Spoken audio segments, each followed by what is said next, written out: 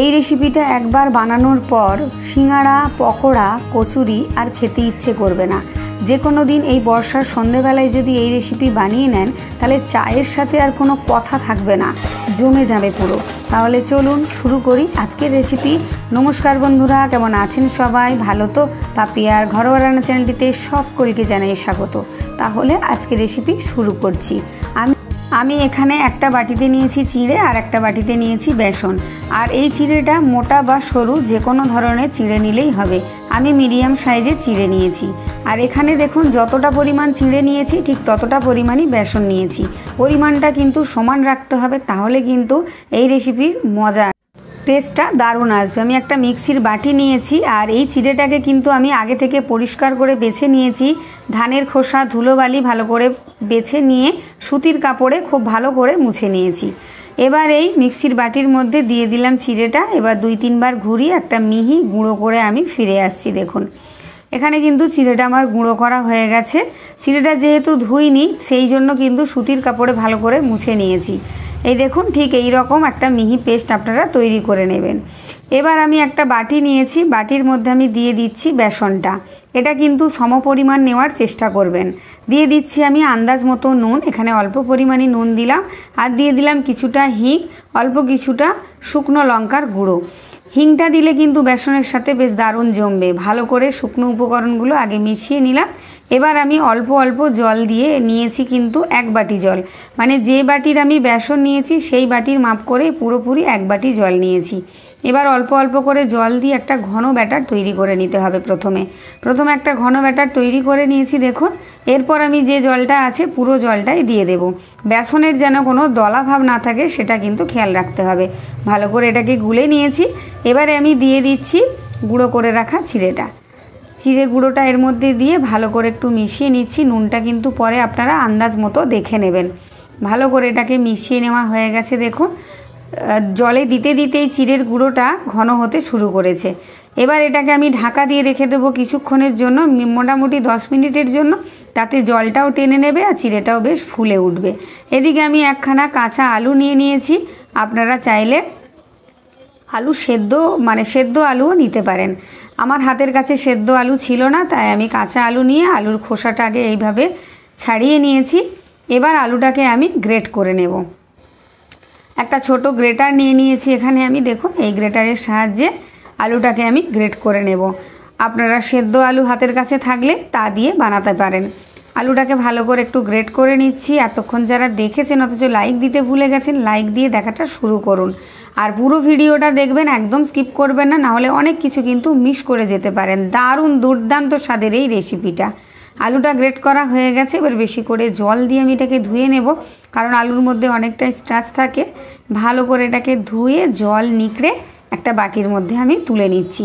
রেসিপিটা কিন্তু দেখলেই আপনারা বানাতে পারবেন, এমন কিছু কঠিন না, খুব সহজে তাড়াতাড়ি বানানো হয়ে যায়। এইভাবে পুরো আলুটাই কিন্তু আমি জল ঝরিয়ে তুলে নিয়েছি। দেখুন কতটা ঝরঝরে হয়েছে। এবার এটাকে আমি একধারে রেখে দিচ্ছি। আর এখানে নিয়ে নিয়েছি আমি 4-5খানা কাঁচা লঙ্কা। এবার এটাকে একদম মিহি করে কুচি করে নেব। আপনারা চাইলে কাঁচা লঙ্কার বদলে গুঁড়ো লঙ্কা দিতে পারেন বা কমও নিতে পারেন, ঝালটা আপনাদের আন্দাজ মতন। কাটা হয়ে গেছে, এটাকে আমি এবারে একধারে রেখে দিচ্ছি কাঁচা লঙ্কা কুচিগুলোকে। এদিকে একটা কড়াই বসিয়ে দিয়েছি। নিয়ে নিলাম আমি 1.5 টেবিল চামচ পরিমাণ সর্ষের তেল। তেল গরম হয়ে যেতেই দিয়ে দিলাম কিছুটা মৌরি, অল্প পরিমাণ গোটা জিরে আর অল্প পরিমাণ মেথি। আর দিয়ে দিচ্ছি অল্প কিছুটা কারি পাতা। এই মেথি আর কারি পাতার গন্ধটা এত সুন্দর লাগে, পুরো রেসিপিটা জুড়ে কিন্তু এর স্বাদটাই থেকে যায় আর গন্ধটা। ভালো করে একটু নেড়েচেড়ে এটাকে ভেজে নিয়েছি আর গ্যাসটাকে রেখেছি একদম লোতে। এবার দিয়ে দেব আলুটা, যেটা আমি আগে থেকে গ্রেট করে ধুয়ে রেখেছিলাম। এটাকে দিয়ে গ্যাসটাকে লোতে রেখে ভালো করে একটু নাড়াচাড়া করে নিচ্ছি। প্রথমে নাড়াচাড়া করে নিতে হবে। তারপর এর মধ্যে আমি দিয়ে দেব, দেখুন অনেকটাই কিন্তু নাড়াচাড়া করে নিয়েছি, একটু নরম হয়ে গেছে। এবার এর মধ্যে আমি দিয়ে দিচ্ছি কাঁচা লঙ্কা কুচিগুলো দিয়ে আমি আরেকটু নাড়াচাড়া করব। গ্যাসটাকে একদম লোতে রেখেছি।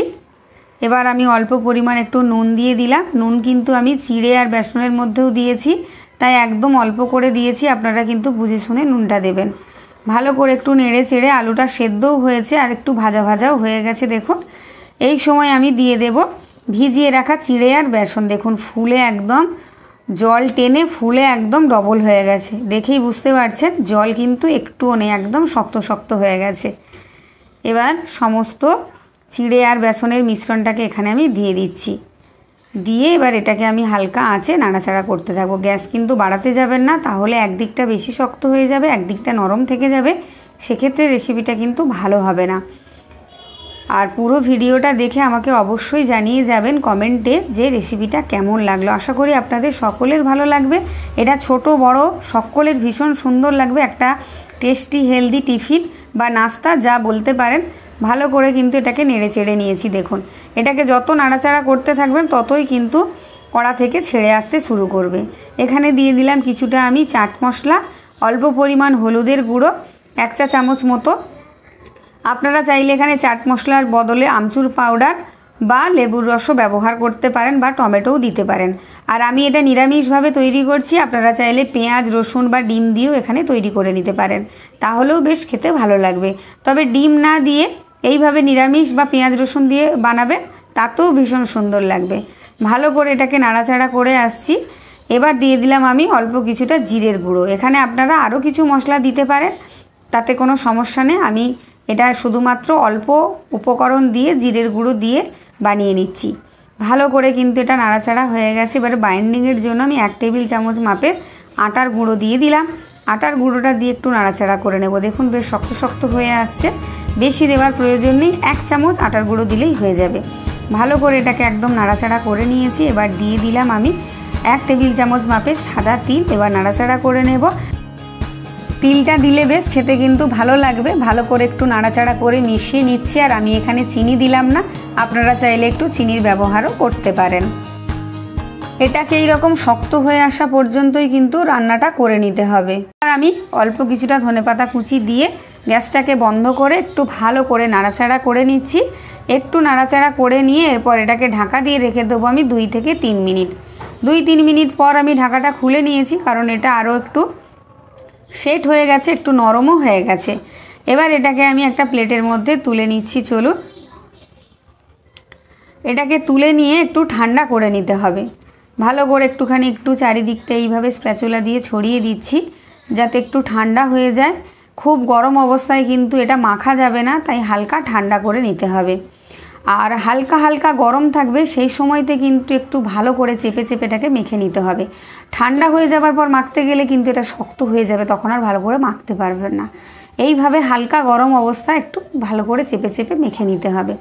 একদম আটা মাখার মতন সুন্দর করে মেখে কিন্তু একটা ডো তৈরি হয়ে যাবে। দেখবেন চিড়ে আছে বলে একটু শক্ত শক্ত মনে হবে, কিন্তু ভালো করে মেখে নিলেই সুন্দর একটা ডো তৈরি হয়ে যাবে। আমার হয়ে গেছে ডো তৈরি। এবার একটা ট্রে নিয়েছি আমি।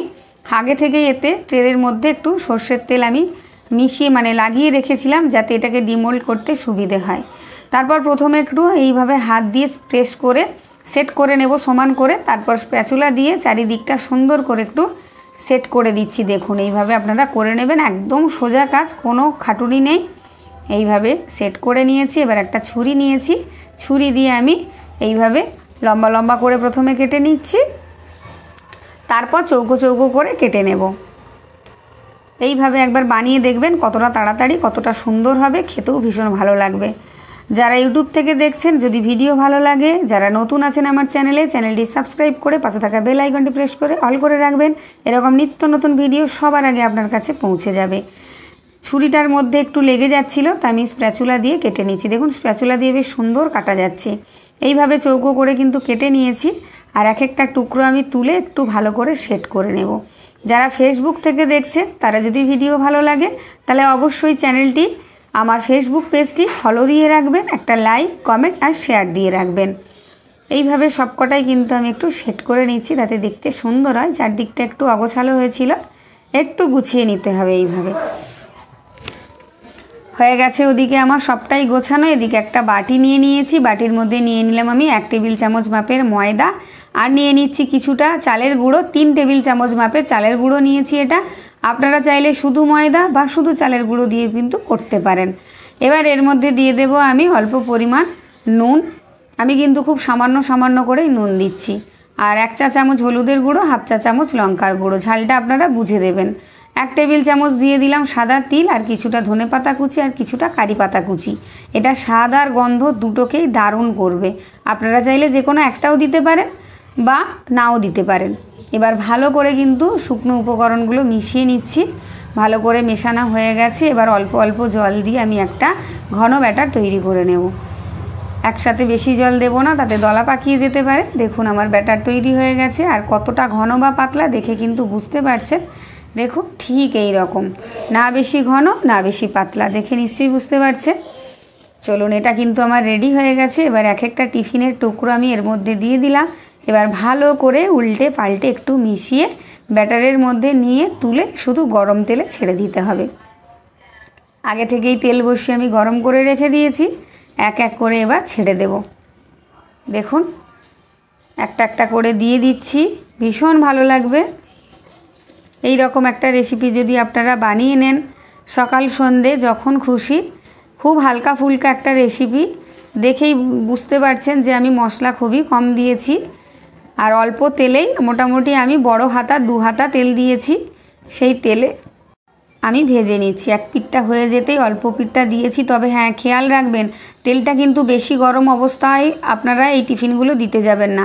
একদম হালকা গরম থাকবে তেল, তখন কিন্তু এই টিফিনগুলো দিয়ে হালকা আঁচে ভাজবেন, না হলে কিন্তু ওপরটা পুড়ে যাবে আর ভেতরটা ভালোভাবে ভাজা হবে না।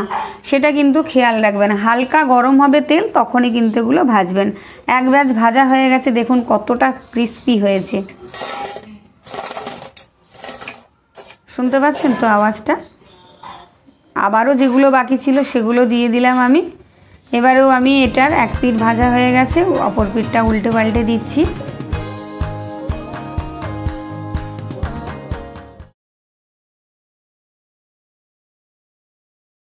সব কটাই আমি এখানে ভেজে নিয়েছি। কতটা মুচমুচে আর ক্রিস্পি হয়েছে সেটা আপনাদের আওয়াজ শুনেই বুঝিয়ে দিচ্ছি। দেখুন, শুনতে পাচ্ছেন নিশ্চয়ই আওয়াজটা কতটা সুন্দর হয়েছে। আমি আরও ভেঙে দেখিয়ে দেব গরম গরম 1 কাপ চায়ের সাথে অথবা সসের সাথে। দেখুন কতটা মুচমুচে হয়েছে। এক বাটি সসের সাথে বা চায়ের সাথে কিন্তু এই বর্ষার দিনে সন্ধেবেলাটা একদম জমে যাবে। তাহলে দেখা হচ্ছে আবার একটা নতুন রেসিপি নিয়ে। ততক্ষণের জন্য সবাই ভালো থাকবেন, সুস্থ থাকবেন। প্রত্যেককে অসংখ্য ধন্যবাদ যারা এতক্ষণ আমার ভিডিওটা দেখলেন। তাহলে টাটা, চলে যাচ্ছি। আর আমার এই রেসিপিটা কেমন হয়েছে অবশ্যই একটা কমেন্ট করে জানিয়ে যাবেন।